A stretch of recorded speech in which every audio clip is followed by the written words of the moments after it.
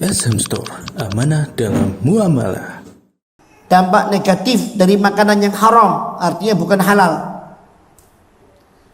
Yang jelas Rasulullah mengatakan dalam hadis muttafaqun alaih Bukhari Muslim, Rasulullah mengatakan huffatil jannatu bil makari wa huffatin naru bisyahawat. Surga itu diselimuti oleh hal-hal yang menyusahkan, sedangkan pintu-pintu neraka itu diselimuti oleh hal-hal yang menyenangkan. Ya, orang sering ngomong, jangankan yang halal, yang haram pun sulit. Ini berarti orang putus asa, nggak usah didengarkan.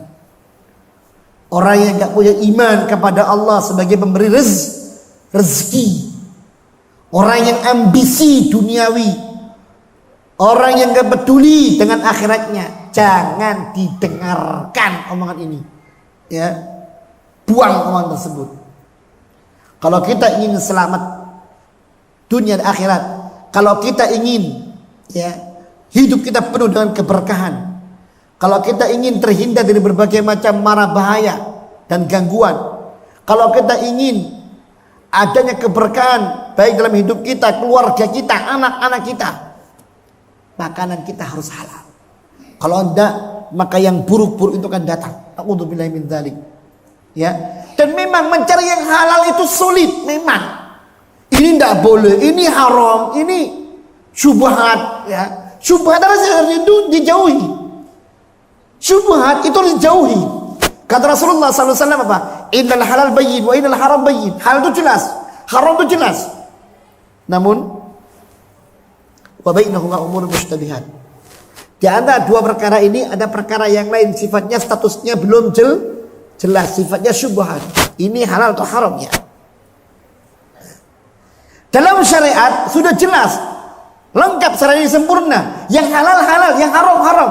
Tapi dalam konteks kehidupan, ketika kita mandang suatu, nah ada yang rancu.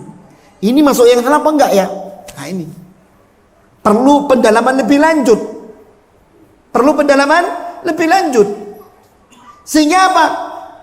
Sikap awal yang harus diambil oleh seorang muslim, kata Rasulullah, "Famanittaqash syubuhat faqad istabra li dini wa irdi."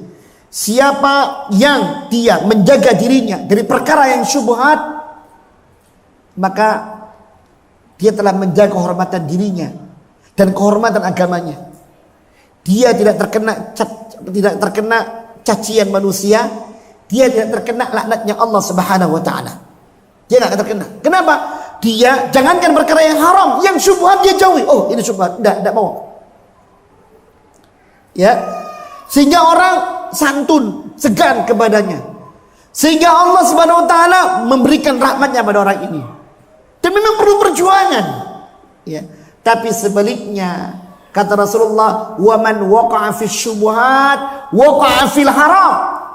Siapa yang dia berani menjerumuskan dirinya dalam perkara syubhat, pasti dia akan masuk dalam perkara yang haram. Awalnya risih, syubhat, tapi gimana ya?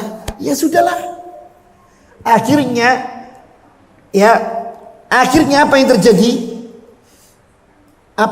Alarm ini yang tadinya peka, karena sudah nggak diperhatikan lagi menjadi peka. Tuh peka. Beda ya, peka sama peka. Ya. Orang kalau dia awalnya sensitif, maka sensitifnya akan gerak terus. Tapi kalau sifat sensitifnya itu kemudian diacuhkan oleh dia, maka ya sudah. Kata Rasulullah, waqa'a fil haram, dipastikan dia masuk dalam perkara yang haram. Hati-hati para jemaah.